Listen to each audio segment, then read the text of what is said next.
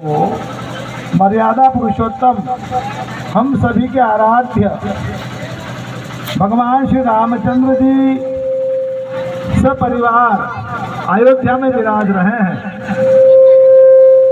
और उस उपलक्ष्य में ये जो आयोजन किया जा रहा है नगर नगर गांव गांव में, उससे पूरा माहौल धर्ममय बन चुका है। निश्चित तौर पर भगवान वहां पर विराजेंगे ही, इसमें कोई संदेह ही नहीं रहा, क्योंकि प्रजा आनंदित हो, यही तो भगवान का उद्देश्य है। जब जब होई धर्म की हानि, जब जब समाज में पृथ्वी पर धर्म का ह्रास होता है, नुकसान होता है, तो भगवान अवतार लेते हैं। तो भगवान यदि अयोध्या में विराज रहे हैं तो निश्चित तौर पर प्रजाजन आप हम सभी बहुत सुखी होंगे, हमारे सुखों की वृद्धि होगी, हमारी खेती फसल सब बहुत वृद्धि होगी, सभी में व्यापार में वृद्धि होगी, सब जगह आनंद होगा, इसमें कोई संदेह मत करना।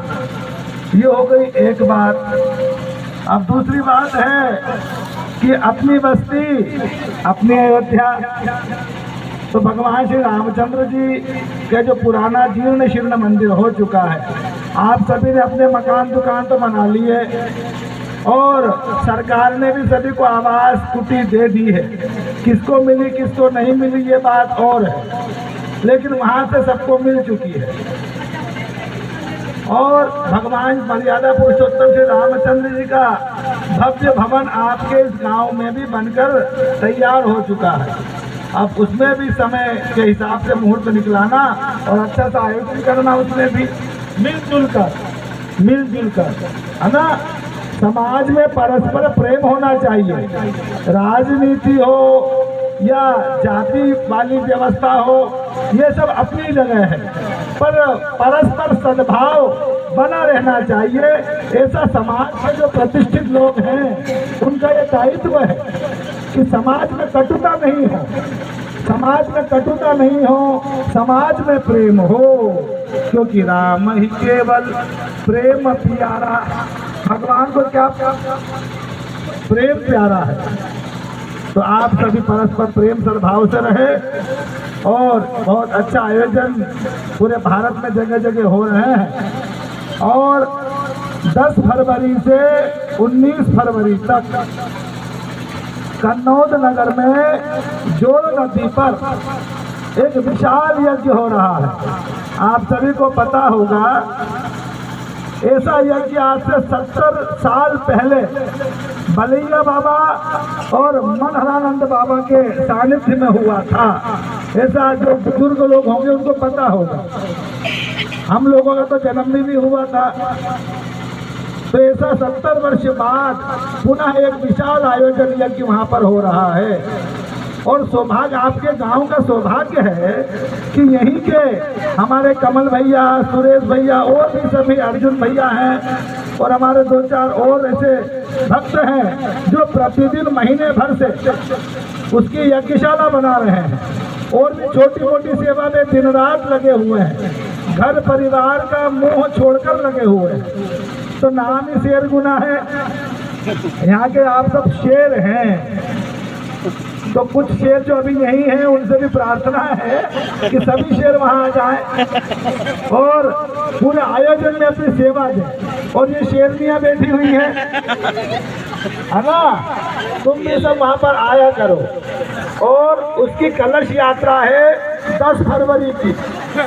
10 फरवरी को सुबह 9 बजे कन्नौज में विशाल कलश यात्रा है। उसमें हमने 1000 कलश बनवाए हैं, है ना, मिट्टी के अच्छे, और बहुत बड़ी कलश यात्रा निकलेगी।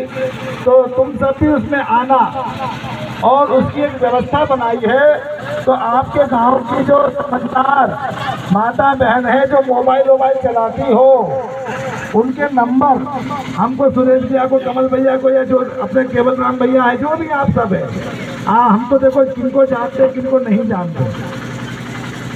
तो जो मिलते मिलाते उनके नाम याद है, जो मिलते ही नहीं हुए उनके चेहरे भी याद नहीं रहते। तो उनके नंबर इनको लिखवा देना। एक महिलाओं का एक ग्रुप बनाया है, उस ग्रुप में आप सभी को ऐड कर देंगे और फिर उसकी सूचना समय समय पर आप सभी को मिलती रहेगी। तो ध्यान रखना, बहुत अच्छा आयोजन है, सभी उसमें सहभागी बनना। और पुनः आप सभी को बहुत सारी बधाई हो। ऐसा ही परस्पर प्रेम सद्भाव समाज पर, गांव पे बना कर रखो। प्रेम के बगैर कुछ भी है, रोटी भी खाओगे, रोटी खिलाओ, भंडारा छनवाओ, पर यदि प्रेम से नहीं करोगे तो कोई मतलब नहीं है। वो प्रेम से किसी को आपने राम राम भी कर लिया, उतने में वो राजी हो जाता है। तो प्रेम सबसे बड़ी चीज है और प्रेम सद्भाव बना कर रखिए। और ये धर्म आयोजन, ये यात्राएं निकालना हो, कुछ भी करना हो, इन सभी का एक उद्देश्य है, वो है समाज में सद्भाव, प्राणियों में सद्भाव हो, धर्म की जय हो, अधर्म का नाश हो, प्राणियों में मान हो, विश्व का कल्याण हो। नमः पार्वती पते हर हर महादेव।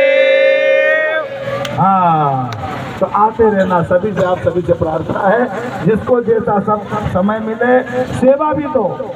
यदि धन का दान नहीं दे सकते, अन्न का दान नहीं दे सकते, तो तन का दान तो कर दो, है? श्रम दान करो, सेवा करो। वहाँ यज्ञशाला बन रही है, वहाँ हजारों की संख्या में लोग भक्त आएंगे, तो अपने शरीर से सेवा करो और तन पवित्र सेवा किए। ये तन अपवित्र है